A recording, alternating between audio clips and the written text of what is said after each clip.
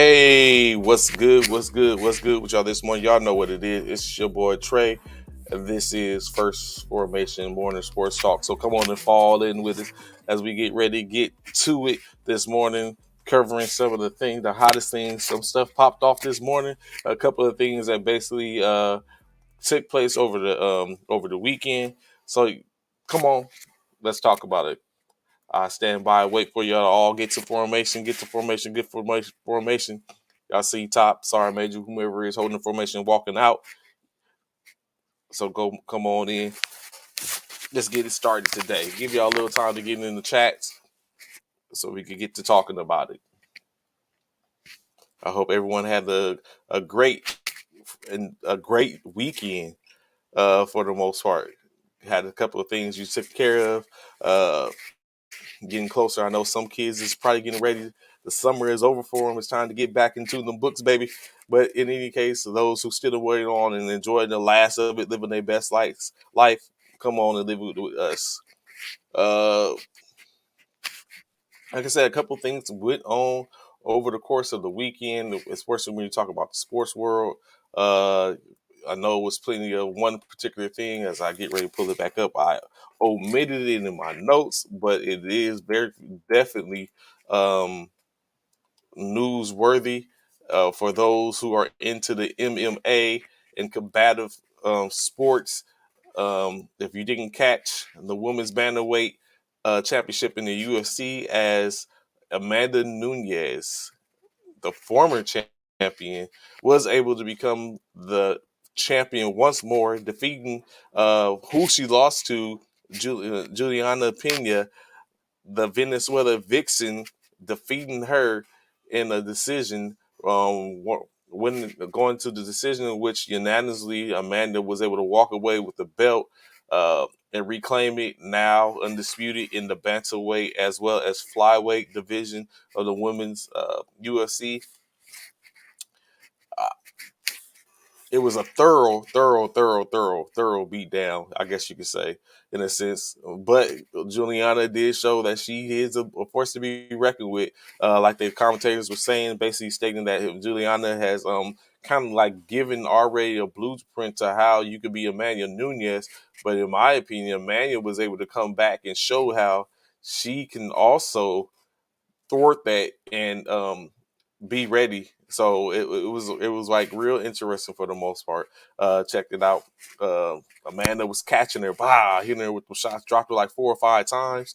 The whole fight, she was basically upright fighting, throwing hands, and then I think you could say within the last round or two, she basically took it to a ground game. I guess she seen some holes in what Juliana was doing, or Pena was doing, that she took advantage of that. Although Pena did almost submit her a couple of times, I think it became a position where Pena got her head split open. And of course, the blood with the gloves and trying to keep the hand and the sweat and everything like that, she wasn't able to really secure or lock in every case, but she did have a couple of interesting points where you would think that the drama has built and she was going to be submitted. Um, so instinct was Nunez was able to walk a win, victorious once again, strapped across the waist, both straps across her chest or across her shoulders, and is now once again the UFC's women's bantamweight champion. Also holds the UFC's women's flyweight champion belts.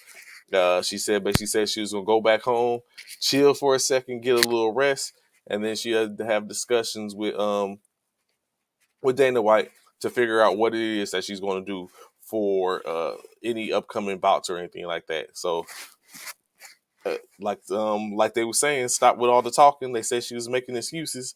She came in and thoroughly took care of business over the weekend. So, shout out to Amanda Nunez, as she is now again holds both belts. She's a champion, a two-time champion once again. Came back to take the belt in which was taken from her.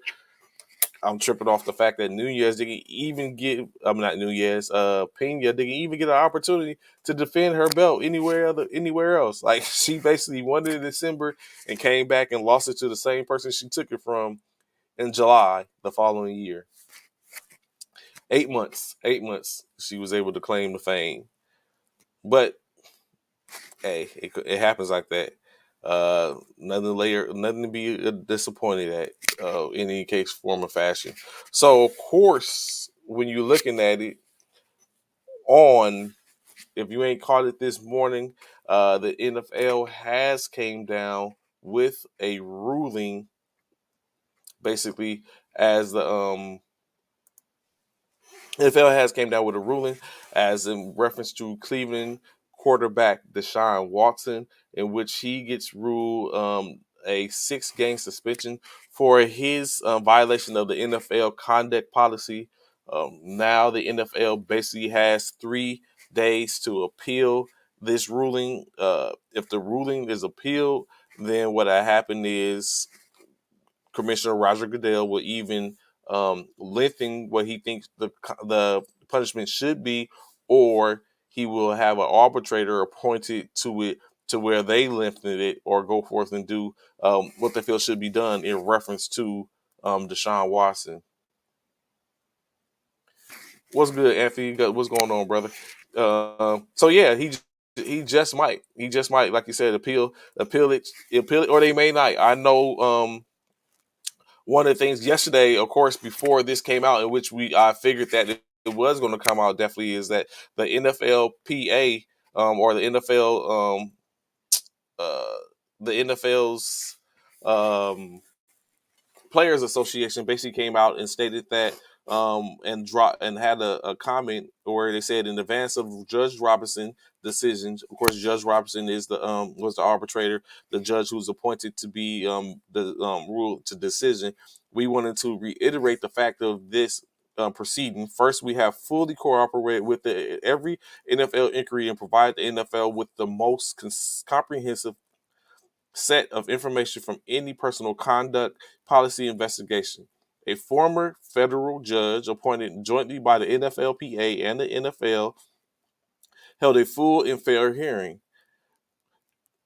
has read thousands of pages of investigative documents, and reviewed arguments from both sides impartially.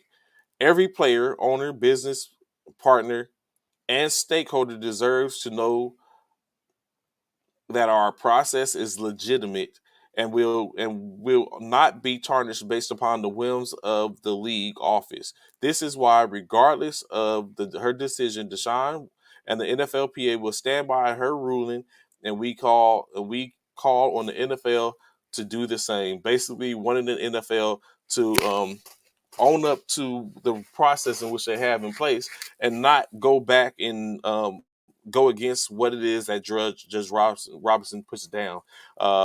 In this case, a 6-game suspension, which will have Deshaun Watson out 6 games for the beginning of the season, inserting Jacoby Brissett most likely to be the starter as in this Cleveland camp. He has been taking 50% of the reps between him and Watson, and now that basically will put them in online for them to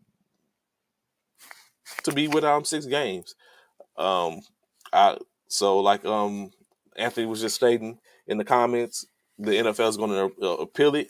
They got 3 days to think it over, or just basically come out and state that they're not going to appeal it, so that way Cleveland can move on and have in mind or in the mindset that they're going to be without Watson for 6 games, as suspected.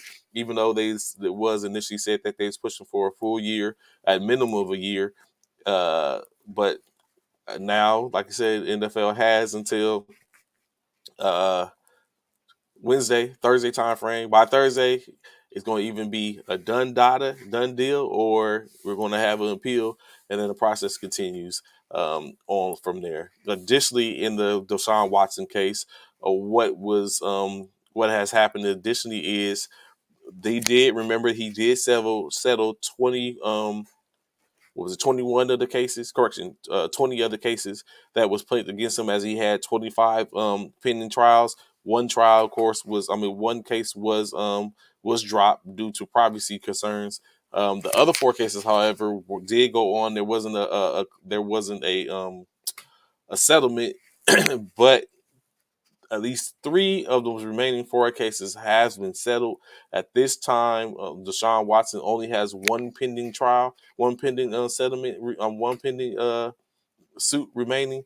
The 3-1 and clearing the young lady, Miss Solis, she settled. And she was one of the first ones that came forth in the reference to the discussion about what was going on, and had the receipts, I guess you could say, in reference to him apologizing for it, even though he stated he did not do anything wrong. Uh, but now he remains with one of 24 suits remaining.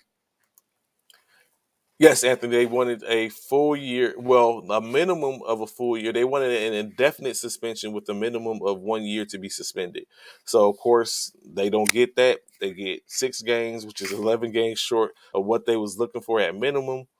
Um, Especially now, which might be a little harder to make that stick, especially like you just said and we was just talking about 3 cases being settled. Now he's only down to one settlement for the most part. He didn't have any criminal time. It's all civil with a 6 game suspension.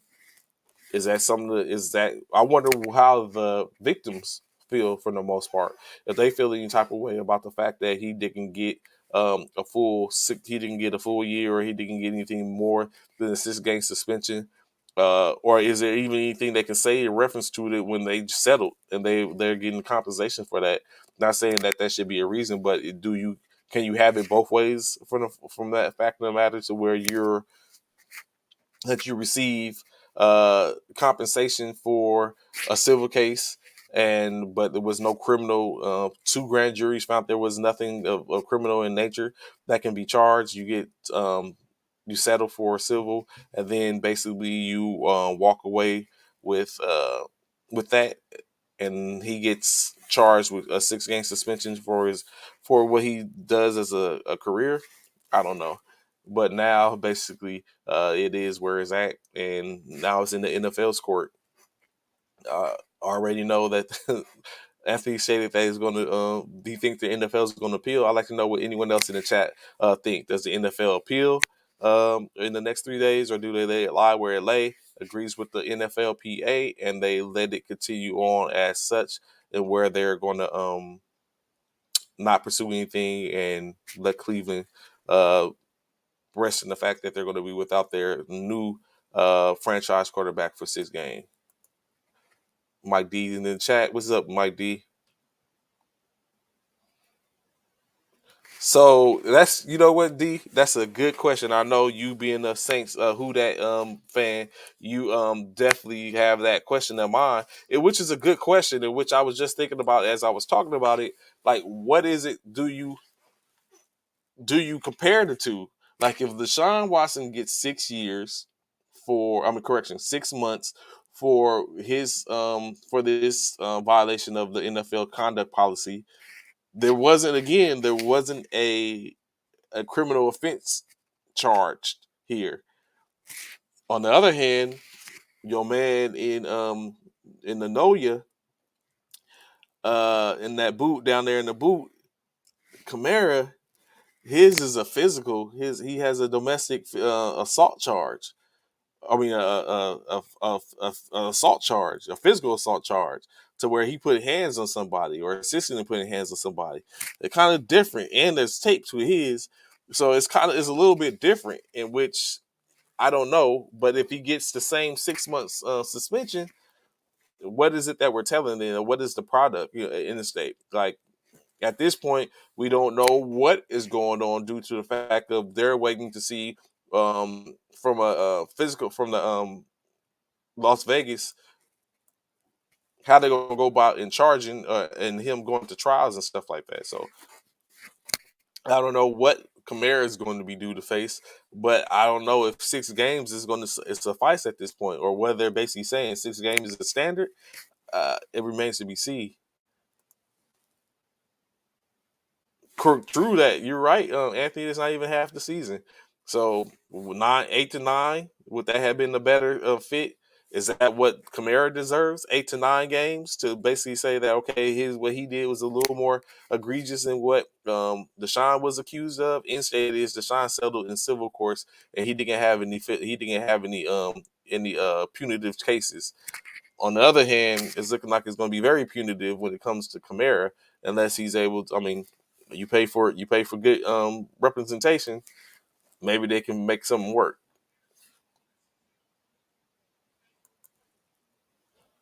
So in the case of Dan Snyder, since we're in the, I guess this is the legal first formation legal edition with Dan Snyder getting off free. I don't know about that, but he's for the most part he already had to face the situation with the first time around. So I very seriously doubt it's just going to be it's probably not going to be as bad. Like he's probably not going to come off another he's probably not going to end up coming off another fine or have to give up his team. But sometimes the damage of public opinion can be very detrimental to where now you look at that to where if people start calling for Dan Snyder's head, it might become a sense to where someone has to listen, or they people start. What if people was to start boycotting, in which we all know that there was the boycott for in reference to Colin Kaepernick when he was doing it. A lot of people stopped watching the NFL shortly, and then came back and start watching again. But if people were to go ahead and start to boycott the NFL due to they think Dan Snyder, correction, I'm sorry, Dan Snyder needs to be removed as an owner in the NFL, kind of like what happened with Sterling in the NBA, then I mean they would have to go forth and make it happen. But if they don't, then if there's no boycotts going on, it's like maybe he will. Yeah, it just determines like you take away music, you take away money, and things become different.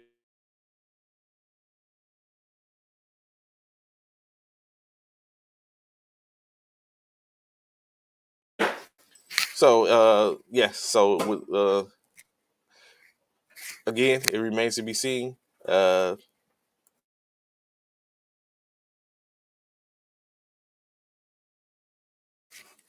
so definitely something to keep an eye out on and look out for. And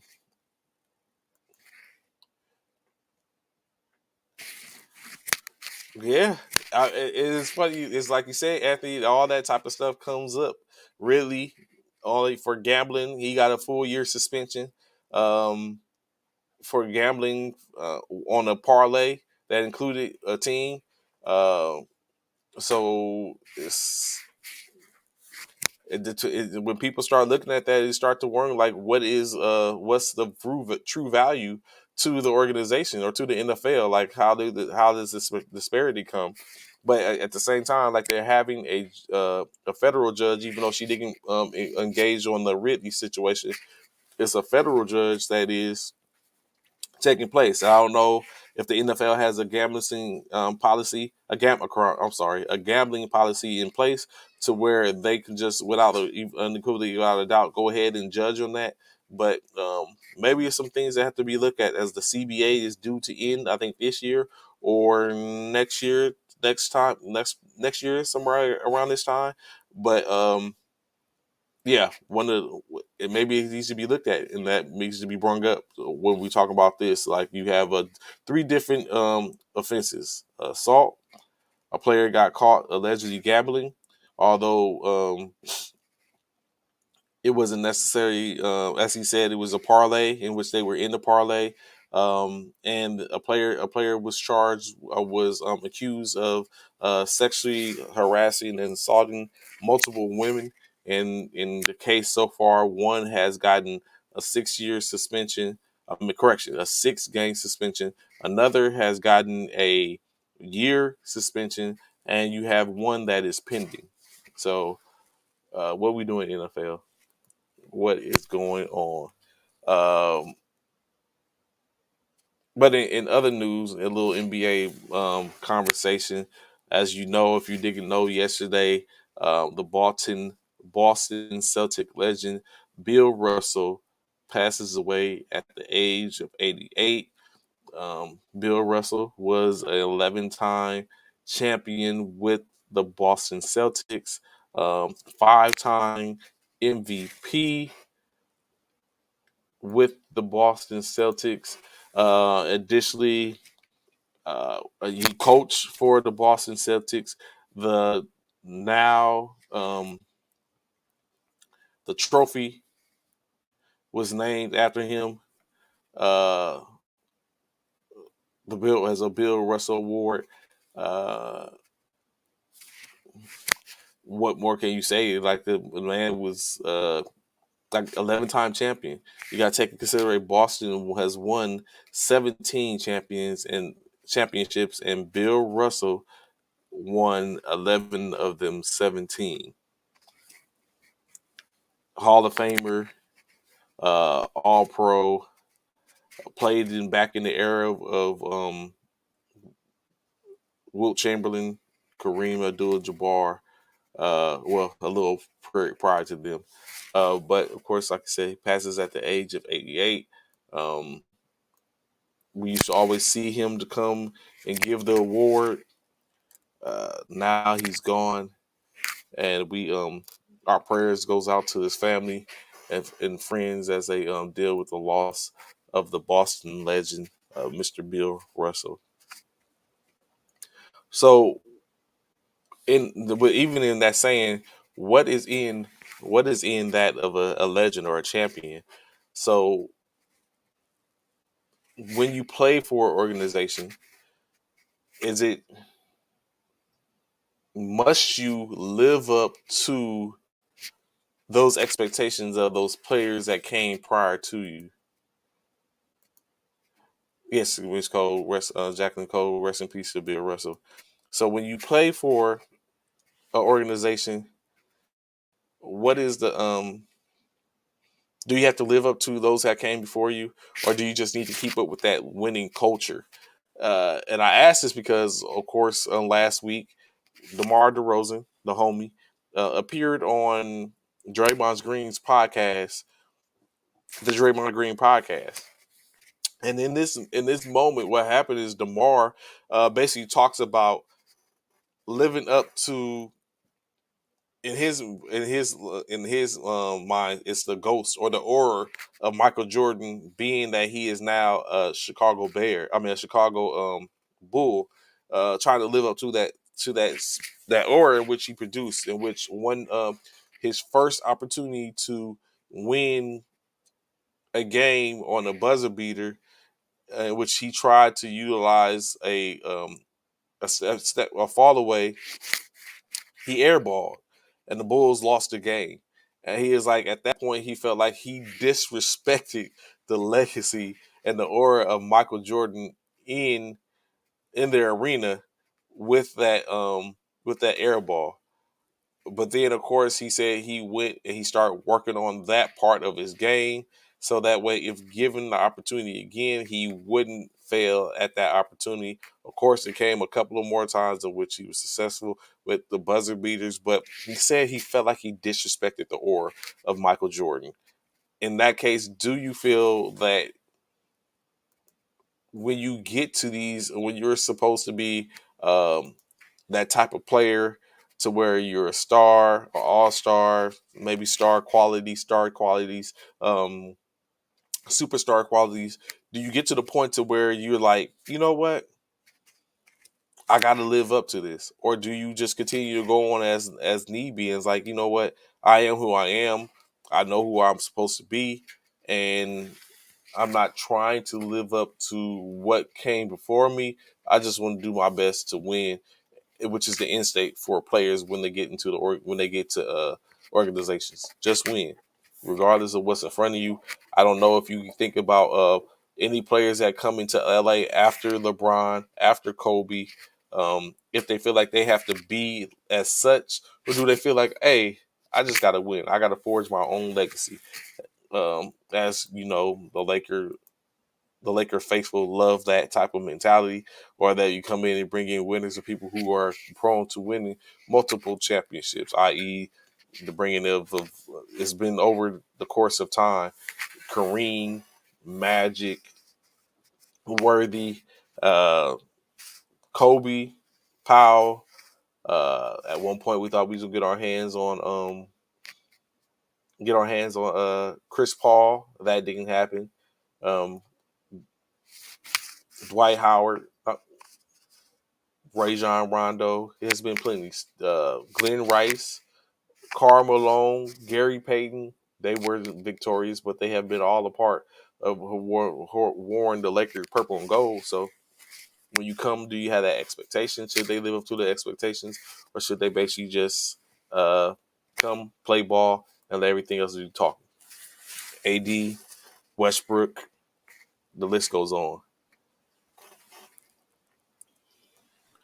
Um, but of course, just had to take that break from NFL conversation to move back so we could play homage to that, give saying our respects to Bill Russell, as like I said again, passes at the age of 88, and discuss that in reference to DeMar DeRozan living up to the aura of Michael Jordan.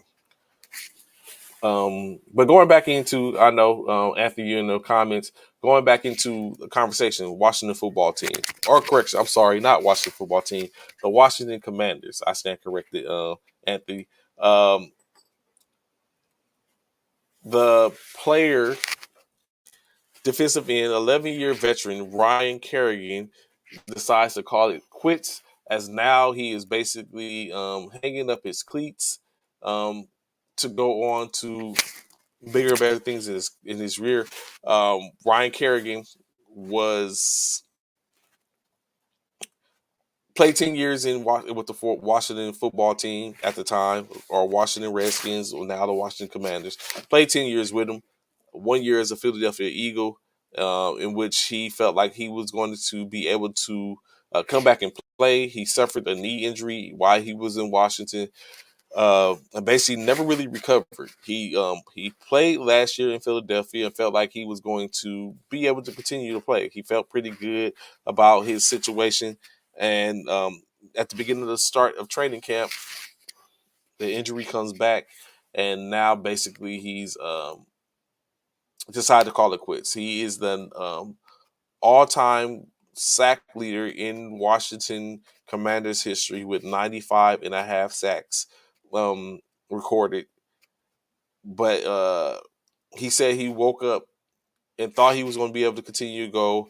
And then once he started having the knee issues, a nagging knee injury came back during the summer, during this training camp. He basically talked about how he started to see things differently and started thinking about how football has been the nucleus of his life.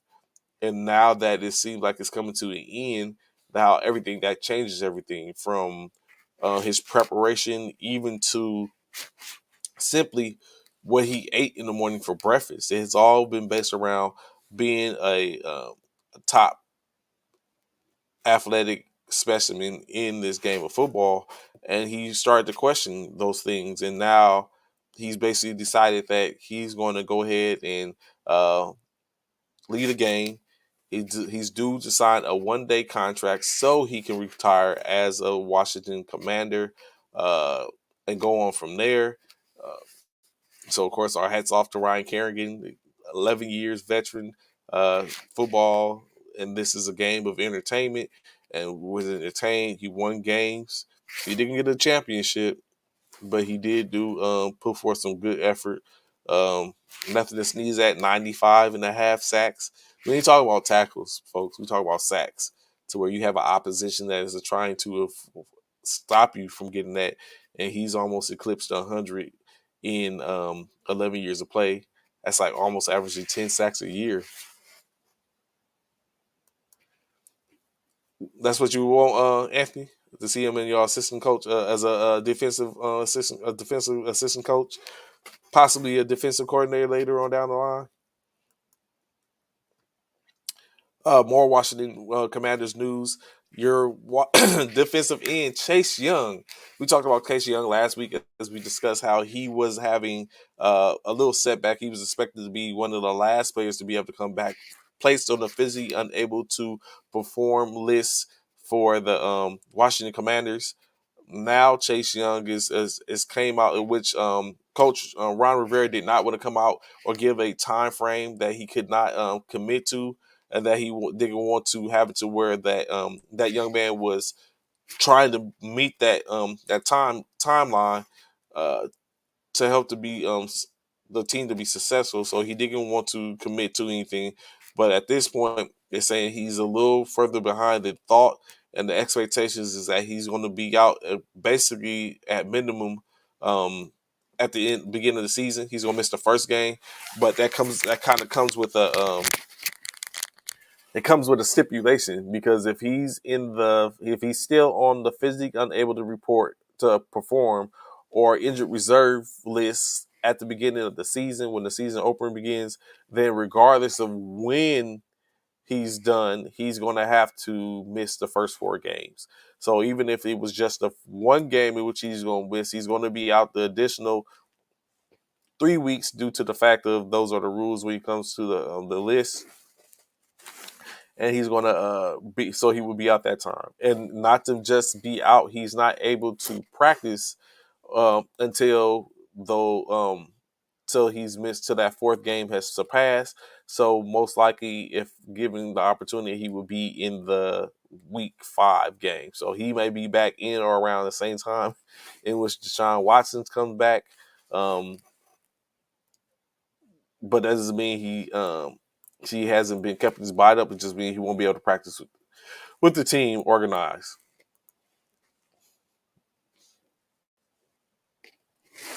It's good. It's just this morning, Anthony. You should be good. It won't be too much of a long show anyway. So the Washington topic should stop at some point.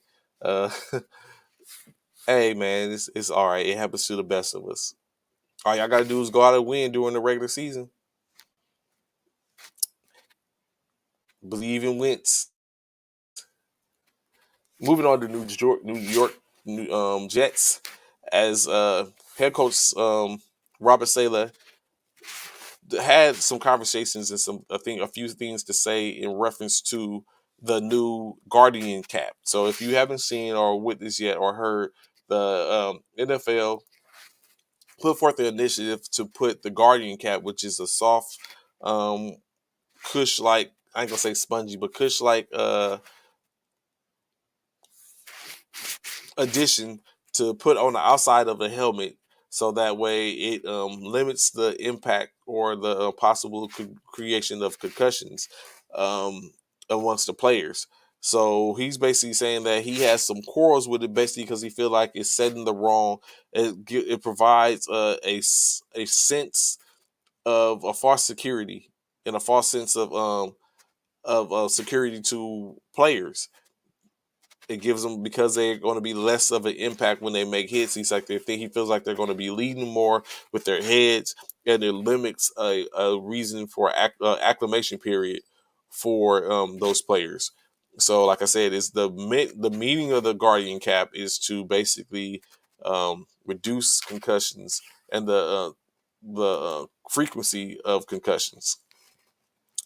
Um, if you know, some players that play in 7-on-7s or even flags sometimes wear something similar to a Guardian cap. These are bigger; they just wear it, but of course, there's no helmet worn. But now the players in the NFL, particularly the offensive linemen, defensive linemen, linebackers, and tight ends, are the ones who are basically in the trenches or on the line and engage heavily all the time, are wearing the caps. And they're expected to wear the caps from the beginning of the training camp all the way through week 2 of the season, in which now we are currently down to 3 weeks for the season. So basically, the last week will be played without it, and then at that point, they would be expected to get ready for they be ready for the regular season. So, like I said, Robert Salah basically has an issue saying there's not enough time for acclimation, and they're going to probably go right back into leading with the head due to the fact of after having that guardian cap on, which was a protective cover, um, and possibly face more injuries once it's all said and done. That's one way to look at it. However, it has been stated that it has so far quelled the number of concussions or what that number really is for the most part. So maybe it's just a fact of saying the old man get off my yard type of situation with Robert Salah as he talks about the Guardian camp. So it remains to be seen. We'll see how it goes. If we go through training camp with a dismal amount of concussions reported, then we can say it was a success of it was a success, and maybe move forward to giving it on other players as well. Of course, well, let's talk about the Eagles for a second. Philadelphia Eagles.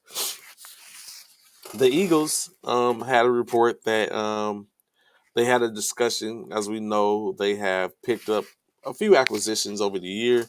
Um, as this this postseason has been engaging. But one that has been in the house was that of Miles Sanders. I'm sorry, Miles Sanders. They're running back for the Eagles. There was a conversation. I'm sorry, excuse me. There was a conversation being had in which whether if Miles Sanders was being beset or beseated as the number one running back due to the fact that they were seeing a lot of action from from Scott and Gangwell. But what it has come out to be is just Sarani has came out and said that his running back number one is going to be Sanders. Sanders is clearly locked into that position, but they turn to give opportunities and give reps into their other running backs or everyone else in the running back room get an equal amount of reps so they can see how it is that they're going to be how they're going to do on various days. It just so happened on the day in which the report came out that Sanders was basically sitting in the back, but he is considered the running back number one, and basically has earned that designation, and looks forward to taking it forth and seeing what they could do with it for the most part. And the other side of the spectrum, however, their 2020 top pick, Jalen Rigger, as we know, the wide receiver, is fighting for a position. At this point, he is on the second team as well as fighting for position on special teams. So you have a situation to where they brought in AJ Brown, they drafted Jalen, Deion Smith um, last year. They brought in Quez. They have Quez Watkins that is there, and then also they brought in Pascal from the Indianapolis Colts, and now and Jalen Rigger is there as well, to where he's basically looking like the odd man out how the fall you have from being a number one draft pick 2 years ago to potentially being ousted of your team or even fighting for a position on your second and being designated to a second team a second time. Excuse me, I'm so sorry. And being designated to a second string player on a team that drafted you with the number one draft pick just 2 years ago. But of course, when you don't produce, things like that happen. And now you have a situation to where it's not just up for grabs anymore. It's not like bargain bin the receivers in Philadelphia anymore. You have a position, a situation to where the players are better. They're good, and it's showing. Uh, DJ Metcalf, another receivers, keeping them receivers, talking about receivers. DJ Metcalf of the Seattle Seahawks, basically, as we know, signed a 3-year, $73 million contract over the weekend, last week. But he came out and he spoke about his the rigors of his negotiation and everything he had to go through in reference to getting that new deal. Like he really he had a situation to where during the press conference in which he was signing the deal, talking about being a part of the organization, it all hit him at once. He was filled with emotions as he basically had to go back over having to sit out in mini cap, which he didn't want to do. being at practice, not being at practice during his hold in, in which he was finally able to get what he felt like he was due. Like I said, the 73 million comes out to be about an average of 24 million a year over the course of the next 3 years through the 25 season, 24-25 season, um, to where he gets 30 million for a signing bonus and is going to make 48 million, I think, in guaranteed money off the contract. Of course, he has they have the option to push it and pick it up with the last year, um, or pay him the remainder of the money that he has left. So he's living a life. He discussed and talked about how he realized that he has the opportunity to help family and the people back home in his home of Mississippi, home state of Mississippi, as he wants to open restaurants that promote healthy eating habits and fight the state's um, problem with obesity. So he has ideals. If you've seen DK Metcalf, he is a specimen of an athlete, almost no body fat, very little body fat, even as a 24-year old man in the NFL, takes care of his body, works out. So he's looking to do better using the money in which he's been blessed with, what he's been to help out as best he can. So I take my hats off to DK Metcalf in doing that. Of course, additionally, you also have Debo Samuels, San Francisco 49er wide receiver, gets his bag. Now another domino has fallen as Debo signed his 3-year, $73.5 million deal, equating out to a $24.5 million average, in which Debo, like I said, secured that with the $73.5 million. Additionally, he's due to make $58.1 million guaranteed into guaranteed money. Um, no recollection or anything saying anything of a sign-on bonus, but like you said, additionally he gets the same, roughly the same, with 24.5 a year average. So he's going to get paid too. I'm sure they're probably going to downplay his him saying he didn't want to be a part of the organization, although potentially he could still get signed. He could get signed and traded. Although I don't think that's the case, as John Lynch, the 49ers GM, has stated that he was hoping to say that Debo isn't going anywhere, in which now with this deal, Debo is able to stay in the fold, and now we can go ahead and continue to see what we can build upon from there. Still a couple of agents out there, free agents out there, to get on the wide receiver market to help to bolster that wide receiver room. But at minimum, their stalwart from last year is in the building. He's secure, and they're going forth to do work continuously. Uh, One last topic I'd like to cover before we potentially get up out of here. As I said, today would be a short show.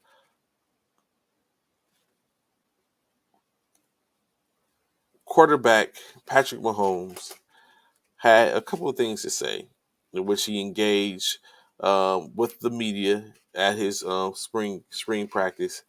And they talked about a slight problem, an issue that's coming about, in which we probably talk about this again tomorrow to get a little more insight. But it was a situation to where Mahomes spoke out about the judgment of the black African American uh, person of color quarterbacks in the league. He basically talked about how he doesn't think that the quarterbacks or the disparity in the quarterbacks are evaluated differently, but he believes that only black quarterbacks face certain types of criticisms and scrutiny when being talked about in their positions. For the most part, he would basically came out and stated that it's kind of weird when guys like himself, Kyler Murray, Lamar Jackson, uh, get get it when other guys don't. But we're going to go out there and prove ourselves every day, in which is a situation to where it's a consistent situation where they're always trying to prove themselves, are always facing those criticisms and being talked about in manners and talking about inaccuracies and all this type of stuff, or talking about especially when you talk about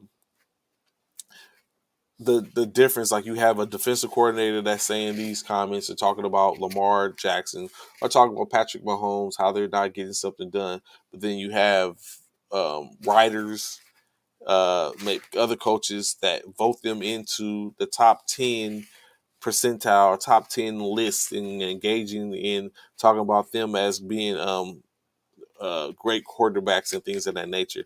It's like it's definitely a disparity, and there's why is that? Why is it that we continue? I guess you could say the disrespect that he feel like he's getting, for the most part. But I think this is definitely a conversation to where it's a large amount of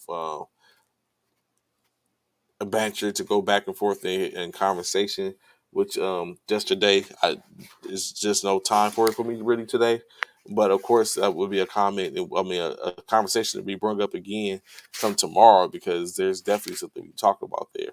Um, but like I said, a little shorts. Just want to get on to put some of this out to keep your interest. But like I said, a little short. Got to get to some work done this morning at the other job. But I did want to take time out to get on. As you know, should be back. Myself and Bishop should be back tomorrow. As Bishop was on vacation, he's not live and remote anymore, but he should be back at his regular location tomorrow, in which we could bring y'all more uh, from the sports world. Maybe talk about if the NFL has the appealed yet, or if they went ahead and decided to take what was put forth. Uh, and more conversation. So I greatly appreciate y'all checking in with me this morning. Giving y'all the opportunity to be able to get back to work. Like I said, look forward to see you tomorrow. Y'all know what it is. We're here for the most part every Monday through Friday, 09 to 1100 hours Central Standard Time. Um, be sure to check us, and y'all enjoy your day. This is Trey. I'll let you.